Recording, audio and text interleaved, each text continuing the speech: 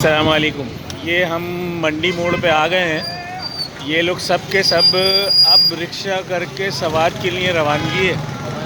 ये रिजवान भाई खड़े हुए हैं, ये सारा सामान हमारा रखा हुआ है। और ये जिब्रान भाई आ गए हैं, कैप्टन बाटा, साजिद भाई।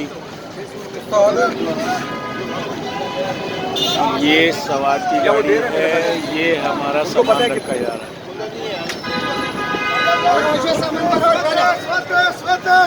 आ गया तुम्हारे बंदे।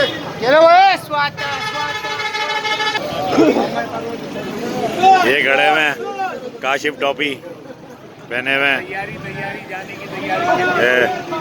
लाड़शू का बदीन, साजिद चिंगारी, काशिफ लाहौती। और ये भाई भी आए हुए हैं, वीआईपी, जिन्होंने ऑर्गेनाइज किया हुआ प्रोग्राम को। सामान लोड हो गया, पूरी कोस्टर करी हुई हमने ना। हाँ, इसमें दिहाड़ी मारी है भाई यार। ये गाड़ी काशिफ और रिजवान भाई ने दिहाड़ी मारी है।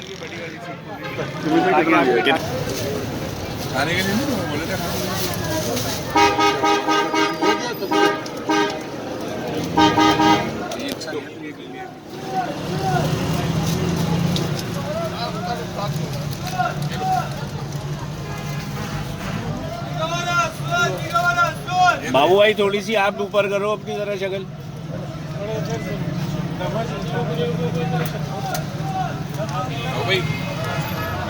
नहीं